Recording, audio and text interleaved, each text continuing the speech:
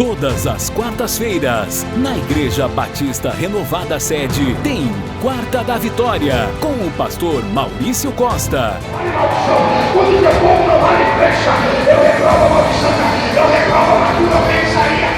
A partir das 19h30. Quarta da Vitória, Igreja Batista Renovada Sede, Avenida Mauá, número 1008, na Vila Operária. Olha aí, meus queridos, que chamada poderosa para você estar daqui a pouquinho, a partir das 19h30 desta quarta-feira, na grande Quarta da Vitória. Você é convidado de Deus e meu também. Eu tenho certeza, Deus fará proezas. Agora, gente, se você puder, pega a Bíblia. Vamos comparar a Bíblia, né? Se você puder. Agora, se não puder, vai estar na televisão, na tela aí da tua televisão, ou no seu smartphone, a palavra de Deus. Evangelho segundo escreveu Marcos, capítulo 10 e versículo de número 29 a seguir. Eu tenho uma palavra rema, uma palavra revelada. Enquanto você procura Marcos 10, 29, eu quero convidar você para ir ali no canal, no YouTube, Pastor Maurício Costa. Se você puder, vai lá no canal do YouTube, Pastor Maurício Costa. Todas as mensagens que a gente prega, né, que a gente ministra, vai para lá, né? Algumas vão para lá. E as que vão para lá é para te abençoar de uma forma muito especial. Você crê? E aí você acessa e toda mensagem que a gente colocar lá vai te alcançar. Aperta o sininho, vai te alcançar e você compartilha, tá certo? Isso aí é para propagar o reino, propagar o evangelho de boas novas, de vitória. E às vezes também você tem alguma pessoa que você conhece que precisa de uma palavra, é só compartilhar, né? E Deus vai falar e vai abençoar de uma forma muito especial, tá certo? Vamos para a palavra? Olha o que diz Evangelho de Jesus Cristo, segundo escreveu Marcos. Gente, essa passagem é tão tremenda, eu gosto demais dessa passagem, né? Essa passagem é do jovem rico. Jovem rico é o contexto da história do jovem rico. Vamos aqui no versículo 29 do capítulo 10 de Marcos. Olha o que diz. Olha o que diz a Bíblia. E Jesus respondendo disse: em verdade vos digo que ninguém há que tenha deixado casa, ou irmãos, ou irmãs, ou pai, ou mãe, ou mulher, ou filhos, ou campos, por amor de mim e do Evangelho, que não receba 100 vezes tanto, já neste tempo, em casas, irmãos, irmãs, mães, filhos e campos, com perseguições, e no século futuro, a vida eterna. Aqui o Senhor Jesus Cristo, no contexto, né, do texto que fala sobre o jovem rico, como eu disse ainda há pouco, Jesus está ensinando e explanando aqui algumas coisas sobre o mistério, né, do Evangelho, o mistério de seguir Jesus, de estar vinculado com Jesus, de andar com Jesus e de amar a Jesus, porque aqui ele dá uma pincelada no final aqui, ele diz assim, ó, por amor de mim e do Evangelho, né? Não há, vamos ao versículo 29, não há quem tenha deixado casa, ou irmãos, ou irmãs, ou pai, ou mãe, ou mulher, ou filhos, ou campo, por amor de mim e do Evangelho, que nesta vida não receba 100 vezes mais. Olha a proposta de Deus, não é? Quando você se vincula ao Evangelho, quando você enfatiza o Evangelho, quando você vive o Evangelho, não só o Evangelho, mas também por amor de Cristo, né? Porque a gente não faz nada se não for por amor ao Senhor, se não amar ao Senhor, né? Se não está vinculado ao Senhor. E aí tem mais. Deus, quando a gente faz isso, pratica isso, né? E nota isso, ele é recompensador, né? Ele é galardoador. É como está escrito no Salmo de número 37 e versículo 4. Olha só, deleita-te também no Senhor e ele realizará o desejo do teu coração. Isaías 1,19 diz assim, ó, se você quiser e ouvir, comereis o melhor dessa terra. Jeremias 29,11 diz assim, ó, eu bem sei os pensamentos que eu penso de vós, diz o Senhor, pensamentos de paz e não de mal, para vos dar o fim que você espera. Então, aqui para resumir, para começar, né, a falar sobre um pouquinho do jovem rico, o desejo de Deus é bom, o desejo de Deus é maravilhoso. Deixa eu dizer aqui ainda nessa introdução, Deus não deseja derrota, Deus não deseja fracasso, Deus não deseja miséria, né? Deus não deseja que a pessoa fique pendurado, né? Sofrendo, amargura. Tá, Jesus disse, Evangelho de João, segundo escreveu João 16:33, digo isso para que em mim tenhais paz, no mundo tereis aflições. Sim, vai ter aflição. Eu não sou pregador de só vitória, só vitória, só vitória. Vai ter aflição, vai ter luta, vai ter prova. Mas quando Deus aprova, a recompensa é poderosa. E eu quero falar um pouquinho aqui sobre recompensa, porque Deus é um Deus de recompensa. E aí quando eu falo do jovem rico, né? Ele chegou imediatamente, porque a Bíblia diz que ele chegou e já se prostrou, né? No versículo de número 17 a seguir, ou seja, versículo 17 a seguir, você vai pegar o contexto aqui da história do jovem rico. Ó, e pondo-se a caminho, correu para ele um homem, o qual se ajoelhou diante dele e perguntou: bom mestre, que farei para herdar a vida eterna? E Jesus lhe disse: por que me chamas bom? Ninguém há bom senão um, que é Deus. Aqui eu percebo, né, na história do jovem rico, alguns pontos, né, alguns pontos que me chamam a atenção e me faz aprender, porque eu gosto da Bíblia, eu leio a Bíblia e a Bíblia ensina. Tanto é que a Bíblia também diz crescer na graça e no conhecimento. Nós temos que crescer no conhecimento. Temos que crescer na graça, mas também no conhecimento. E da onde vem o conhecimento? De você ler, reler, aprender. Você percebe que Jesus fazendo a obra, né, fazendo missões, pregando o evangelho, logo correu um jovem, né, correu para ele e se dobrou, né, se destacou perante os outros, se dobrou e adorou. E chega para Jesus e diz assim, ó, bom mestre, né, glorificando o nome do Senhor, exaltando a Jesus. Mas aqui, a princípio, Jesus não recebe com tanta categoria o louvor dele, porque ele fez quase tudo certo aqui. Ele correu, se destacou e se dobrou. E além de se dobrar, glorificou. Bom mestre. Quer dizer, ele adorou o Senhor. E aí Jesus não recebe com tanta precisão, com tanta categoria, com tanta emergência o louvor dele. E Jesus faz uma indagação. Por que você me chama bom? Por que você me chama bom? Não há bom senão Deus, né? E aí ele pergunta, sim, Senhor, né? Aí ele vai perguntando, ó, no versículo 18. E disse Jesus, por que me chamas bom? Ninguém há bom senão um, que é Deus. Tu sabes os mandamentos, porque ele pergunta, né? O que farei eu para herdar a vida eterna? Aí Jesus diz, tu sabes os mandamentos? Não adulterará, não matará, não furtará, não dirá falsos testemunhos, não defraudarás alguém, honrai o pai e a mãe. E ele, porém, respondendo, disse, sim, mestre, tudo isso guardei desde a mocidade. Aí, quando ele dá uma posição, né, de fé para Jesus, você percebe que ele sabia os mandamentos. Você percebe que ele não era leigo. Você percebe que ele sabia o que tinha que fazer, o que não tinha que fazer, mesmo sendo rico, né? E aí ele diz, ó, tudo isso tenho feito. E aí Jesus deu um padrão de como ele haveria de agir para se salvar. Não adulterará, não defraudará, né? Não passa ninguém para trás, honra pai e a mãe. E ele disse assim, tudo isso eu tenho feito, Senhor, né? E até aí está tudo resolvido. Pronto, está salvo. O Senhor Jesus deu um padrão para ele de fé do que ele deveria fazer para se salvar. Está resolvido. Aí ele diz, mas tudo isso eu tenho feito. Olha só no versículo de número 20. E ele, porém, respondendo, lhe disse, mestre, tudo isso guardei desde a minha mocidade.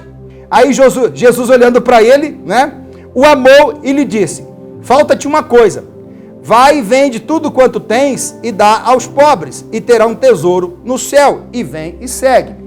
Você percebe que essa outra parte aqui, o Senhor fez um propósito com ele. O Senhor Deus deu essa cláusula aqui para ele. Você percebe que não é geral, porque no padrão de salvação Jesus não colocou isso aqui, né? Mas nós temos que ter o coração generoso. Nós não podemos estar apegados nas coisas materiais, mesmo porque se você se apegar a alguma coisa, né, que não for em Jesus e colocar entre você e Jesus ou Deus alguma coisa, isso aí vai servir para tropeço, né? Porque está escrito também em outra parte, ó, mostra onde está o teu coração, né? Mostra onde está o teu tesouro, porque ali vai estar o teu coração. Mostra para mim onde está o teu tesouro, aquilo que tem valor para você, porque ali vai estar o teu coração. E se o teu coração estiver vinculado, né, nas coisas materiais, nas riquezas, nos móveis, imóveis, isso aí vai servir de tropeço para você. Porque se algum dia você perder, né, sofrer a perda ou prejuízo, teu coração vai sangrar. E é perigoso você infartar. E aí, espiritualmente falando, você vai perder a tua fé. Porque o teu vínculo está nas coisas materiais. E é isso que Jesus está querendo dizer, né? Jesus falou para ele, olha só, você tem um padrão para a salvação. Mas aí Jesus coloca uma cláusula a mais. Então, você quer ser perfeito. É o que Jesus quis dizer. Então você quer ser perfeito. Você quer ser acima da média. E não é errado, gente. Não é errado. Só que você tem que ter estrutura para isso, né? E é por isso que eu digo, ó, desde o primeiro passo, né? Ele se arrancou no meio da multidão, né? E não é errado. Ele se projetou, ele chamou bastante atenção da forma certa. Não estou dizendo aqui que ele foi oferecido nem nada. Ele se dobrou, ele adorou, né? E aí ele diz, bom mestre, o que hei de fazer para herdar a vida? E aí você percebe que o Senhor Jesus não ama ele imediatamente, como diz o texto. O Senhor Jesus não abençoa ele imediatamente. O Senhor Jesus não recebe automaticamente aquele louvor. Primeiro, Jesus diz, por que me chama bom? Jesus quer entender o que está no coração dele. Jesus quer entender qual é o pensamento dele. Jesus quer entender, não é? Qual é a fé dele. Aí Jesus diz, honra pai, honra mãe, não adultera, não defrauda. E aí ele diz, tudo isso tenho feito. Quer dizer, ele era crente, gente. Ele já tinha uma jornada na fé. Ele já estava no padrão espiritual, porque ele diz, tudo isso que o Senhor falou, eu tenho feito. Aí parece que eu vejo Jesus. Aqui eu vou conjecturar, né? Sem ferir o texto. Então você quer ser perfeito. Você quer ser acima da média. Não é errado, né? E tem alguns momentos, né, gente, que a gente pede umas coisas que eu vou dizer para você. Só quando você se depara, né, com a luta, com a batalha, com a guerra, é que você vai entender o que realmente você pediu. E aí é por isso que nós temos que entender, né, o que nós estamos pedindo, o que nós queremos, né, fazer uma comparação, nunca ser tão apressado, né, não colocar os carros na frente dos bois, não meter os pés pelas mangas, né, vigiar, orar, clamar, né, ser esperto, ser inteligente e pedir com prudência. Porque o Senhor Deus, ele realiza. O Senhor Deus, ele faz. O Senhor Deus, ele aceita. O Senhor Deus, ele recebe. E o Senhor Deus, ele responde, né? E aí vale a questão, né? Olha o que Jesus diz. Você tem guardado os mandamentos? Você tem honrado pai e mãe? Você tem, né, não adulterado? E ele falou, tudo isso eu tenho feito. Então vem cá, tem mais uma coisa aqui para você. Vende tudo que você tem, né? E dá para os pobres. Vende tudo que você tem. Aí eu quero abrir um parênteses aqui, gente, porque tem muitas pessoas que não entendem isso aqui. Jesus queria ele na miséria? Jesus queria arrebentar com ele? Pelo contrário, o Senhor Deus só estava provando a fé dele, para ver se era uma fé genuína. E eu vou dizer, no contexto a gente vai entender isso. Por quê, pastor? Porque no contexto você vai ver Jesus palestrando com os discípulos, dizendo, quem largou tudo, quem deixou tudo, quem não estava vinculado, né, com as coisas materiais, com as coisas dessa terra, que não deixou nada impedir o amor ao evangelho e o amor a mim, vai receber 100 vezes mais nessa terra. Vai receber 100 vezes mais aqui. Então eu percebo que não era desejo de Deus ver ele sofrendo, ver ele na prova. Porque tem gente que não entende, né? Porque tem gente que não entende a fé, o viver pela fé, o ser provado por Deus e aprovado na sequência. Porque Deus vai provar mesmo, E é por isso que a gente tem que entender, né? A nossa fé, a gente tem que entender a dimensão, a gente tem que entender a estrutura. Porque tem muitas pessoas que pedem coisa e não tem estrutura para receber. Não tem estrutura para receber, gente. E aí, as coisas não acontecem no jeito que pediu, na hora que pediu, fica borocochô, fica zangado. Essa é a maior prova de que não está preparado para receber o que pediu, né? Ficar zangado, ficar borocochô, ficar meia bomba, né? Farol baixo, cabisbaixo. E aí eu vou dizer, é por isso que eu estou dizendo, muitas pessoas pedem e não estão preparadas para receber. Esse cidadão aqui fez quase tudo certo. E até no padrão de se salvar, ele estava encaixado, inserido. Porque Jesus disse, por que chamas bom? Aí Jesus quer entender a fé dele. Por que chamas bom? Só um é bom, Deus. Aí Jesus diz, guarda os mandamentos, não adultera, não defrauda, não passa ninguém para trás. Quer ver? Olha só o versículo de número 18. E Jesus, porém, e Jesus lhe disse, por que me chamas bom? Ninguém há bom, senão um que é Deus. Tu sabes os mandamentos? Não adulterarás, não matarás, não furtarás, não dirás falso testemunho, não defraudarás alguém, honra teu pai e tua mãe. E ele disse, tudo isso eu tenho feito. Quer dizer que o cidadão era crente, não era leigo. Mas aí, deixa eu dizer, tá tudo bem, não tem problema nenhum. Só que aí, quando ele começa a querer ser acima da média, quando ele começa a querer abraçar coisas, né, que ele não estava preparado para receber, quando Jesus faz a proposta, o que acontece com ele? Jesus fala para ele, Pega o que você tem, como era rico, pega o que você tem, vende e dá aos pobres. Olha só a proposta de Jesus. E você vai encontrar um grande tesouro no céu. Só que a maioria das pessoas não quer tesouro do céu, quer tesouro na terra. E não é errado, gente. Pelo amor de Deus, nós temos que entender o contexto. E Jesus vai ensinar isso depois. Só que tesouro na terra é pela fé. Tesouro na terra é baseado na obediência. Tesouro na terra é você não estar vinculado a tesouro da terra. Você entendeu? Ó, tesouro da terra você vai receber quando você não estiver vinculado a tesouro na terra. Porque Jesus vai ensinar no contexto. Vai ensinar. E aí depois que o jovem rico ouve essa palavra e foi pesada demais para ele, estou dizendo, foi pesado demais para ele. Ele não conseguiu assimilar, ele não conseguiu aceitar. E o que acontece? Jesus disse assim, ó, vende tudo que você tem, dá aos pobres e me segue. Ele ficou triste, borocochô, virou as costas, acabou o crente. Tem sempre um ditado que a gente usa, né? Mexe no bolso do crente, nós vamos entender quem é ele. Mexe no bolso dele, vamos ver quem ele é, se é crente de verdade.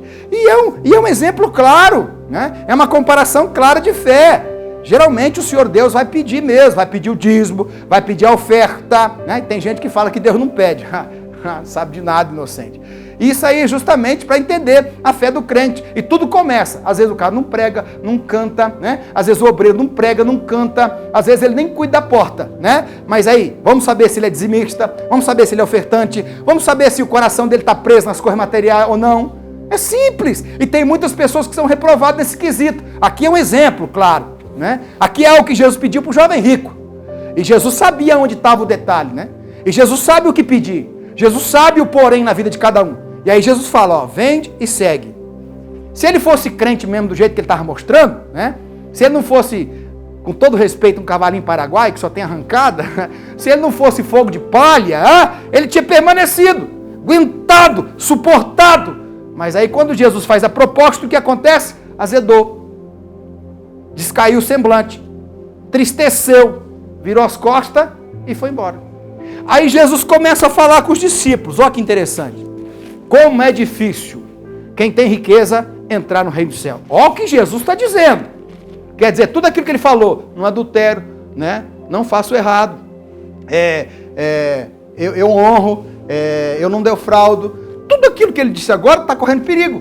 Por quê? Porque uma coisa, gente, é a gente não saber conclusivamente aquilo que é o plano de Deus. Outra coisa é Deus falar para você o plano e você rejeitar. Como ele rejeitou. Ele podia ser o 13º discípulo. Mas e agora? Aí Jesus vai falar com seus discípulos. Como é difícil quem tem riqueza entrar no reino de Deus. Como é difícil os ricos entrar no reino de Deus. Aí os discípulos, ouvindo aquilo, falaram assim, então ninguém vai salvar. Entendeu? Olha o que os discípulos estão dizendo. Então ninguém vai se salvar. Por quê? Porque não é errado ser rico. E tem muito rico que vai se salvar. Entende? A maioria das pessoas são pessoas de classe média alta, e mesmo porque Deus abençoa. E a característica da bênção de Deus é você prosperar financeiramente. Sem contar que prosperidade não é só dinheiro, não é verdade? É as coisas dar certo. Mas aí os discípulos estão dizendo entre eles, então ninguém vai se salvar. Aí Jesus diz, para o homem é impossível, mas para Deus nada é impossível. Né? E aí eu vou abrir um parênteses aqui. Gente, independente da condição do homem, eu estou falando aqui quem tem amor pelas riquezas, porque o princípio do mal é o amor à riqueza. O amor à riqueza é o princípio de todo mal, de todo erro, né? De todo engano. E aí, eu estou dizendo aqui num texto categórico, amor à riqueza. Mas eu vou abrir um parênteses, porque Jesus está dizendo aqui, nada é impossível. Nada é impossível. E agora eu quero explanar um pouco. Não tem quem não se salve para Deus. Não tem. Porque ele está dizendo, ó, isso para o homem é impossível. O rico entrar no reino de Deus é impossível. Mas para Deus nada é impossível. Quer dizer que para Deus salvar, não tem impossível. Né? Não tem aquele que não vai salvar. Não tem aquele que não consegue. A não ser o que blasfema contra o Espírito. Esse é um pecado que já não tem perdão. Mas eu posso abrir um parênteses aqui, sem ferir, porque Jesus está dizendo nada é impossível. Independente se a pessoa é um drogado, independente se a pessoa é um ladrão, independente se a pessoa é um traficante, independente se matou 10, 15, se arrepender de verdade, ou se tiver alguém orando, intercedendo, vai se salvar. Porque está escrito, é texto bíblico sagrado, para Deus nada é impossível. Então, ainda que alguns argumentos, alguns subterfúgios, algumas coisas impeçam alguém de entrar no reino do céu, Isso para o homem é impossível, entrar no reino do céu. Mas para Deus não. É Deus quem abre a porta da salvação. É Deus quem patrocina. É Deus quem levanta. É Deus quem salva. Para Deus não é impossível. Independente se a porta está trancada ou não. Quem abre porta é Deus. E a porta que Deus abre, ninguém fecha. E a principal porta que Deus quer abrir para nós é a porta da salvação. E aí eu estou dizendo, não existe impossível nessa área. Porque para Deus tudo é possível. E aí Jesus vai dizer mais. Para o homem é impossível. Mas para Deus nada é impossível. E aí Pedro chega para Jesus, e para resumir aqui, tá? Porque senão o horário já foi. E nós, que largamos tudo para te seguir. Olha só, eu gosto do Pedrão nessas horas. O Pedrão nessas horas responde umas indagações, umas questões que é maravilhosa. Aí Pedro, e nós que largamos tudo para te seguir? Aí Jesus vai ensinar. Aí Jesus vai dizer, olha só. É no texto que a gente leu, né? E aí Jesus vai dizer, no versículo 29 a seguir. E Jesus, olhando para ele, o amou e disse, falta-te uma coisa. Vai e vende tudo quanto tens e dá aos pobres. E terás um tesouro no céu. Vem e segue-me. Mas ele, contrariado com essa palavra, retirou-se triste, porque possuía muitas propriedades.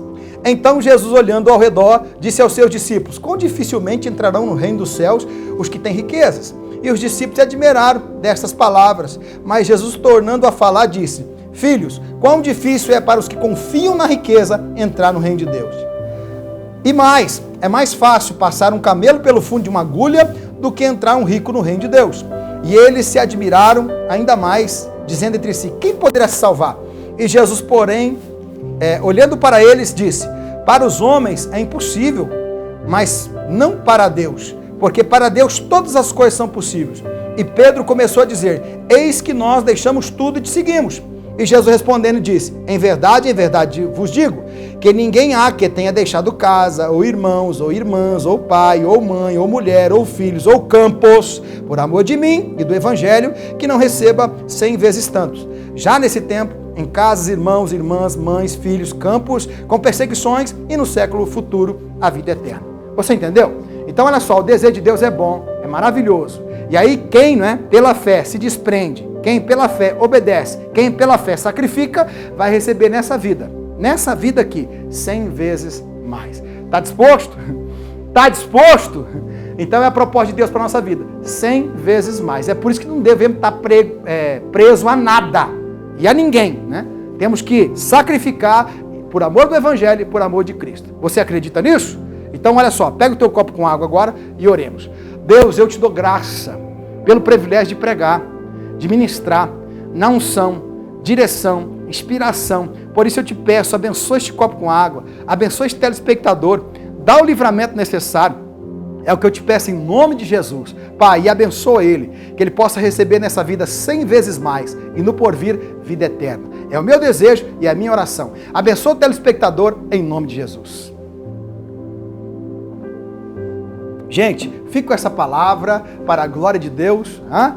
Tenha fé, porque Deus é poderoso para abençoar de uma forma muito especial. E daqui a pouco, a partir das 7h30 da noite, grande quarta da vitória. Você crê? Se tu podes crer, tudo é possível aquele que crê, tá certo? Deus te abençoe e até lá, se Deus quiser.